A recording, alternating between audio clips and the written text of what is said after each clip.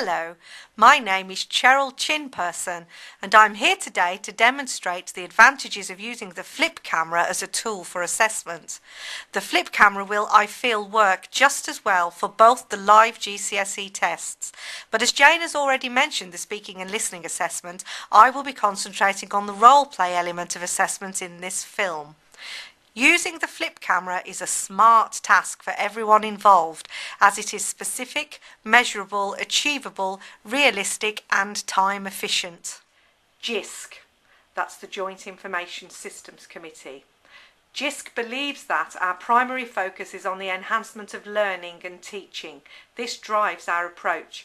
Technology supports this enhancement goal and is therefore a factor in the development of effective learning, teaching and assessment strategies.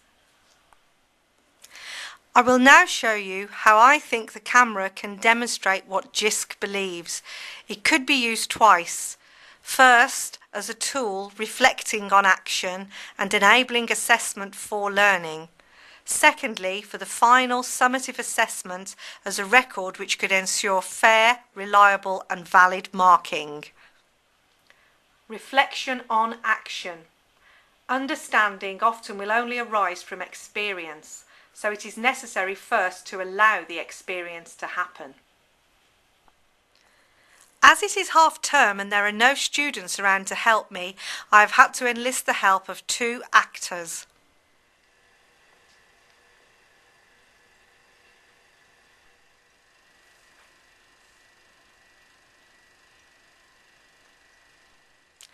The task is to put Macbeth on trial, asking, to what extent is Macbeth the architect of his own downfall, or can we blame others for his actions?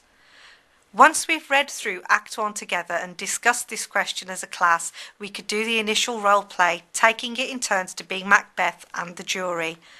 At this initial stage, some of the learners may not be engaging with the material, and so the first filming could highlight who is and who is not getting involved.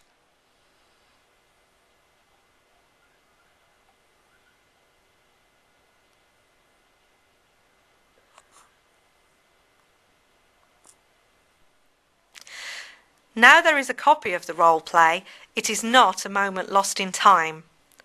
As a class, we can return to view the footage whenever we like, feeding back, discussing and assessing its good points, and also the areas that could be improved upon for the final assessment.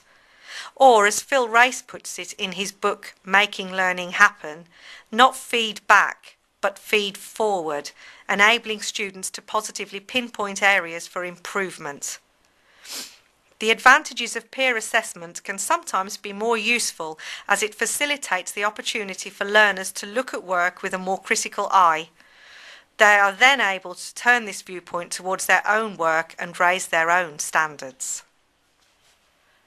Learners also get what is perhaps even more useful feedback individually, directly from the process of applying assessment criteria to other examples of work, some better than their own and some not as good. All this helps them to place their own work in context and to work out what they may need to do next time to improve or develop their own future work.